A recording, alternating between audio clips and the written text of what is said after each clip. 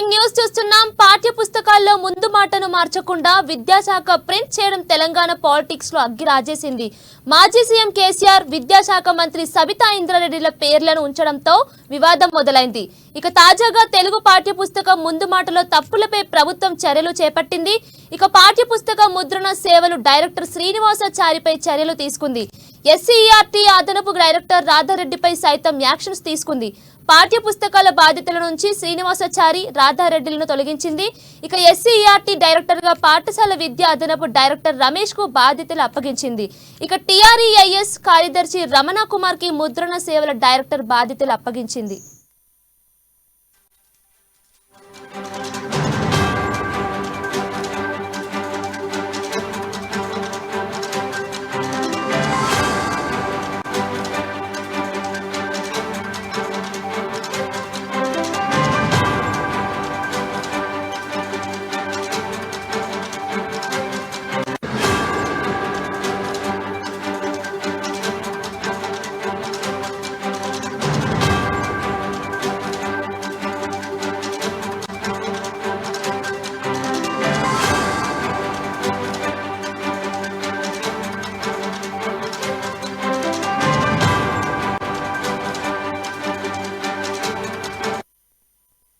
Breaking news చూస్తున్నాం. పాఠ్య పుస్తకాల్లో ముందు మాటను మార్చకుండా విద్యాశాఖ ప్రింట్ చేయడం తెలంగాణ పాలిటిక్స్ లో అగ్గి రాజేసింది.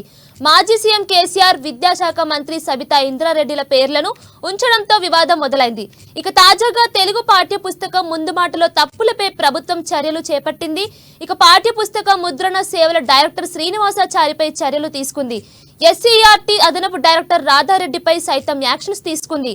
పాఠ్య పుస్తకాల బాధ్యతల నుంచి శ్రీనివాసాచారి, రాధారెడ్డిలను తొలగించింది.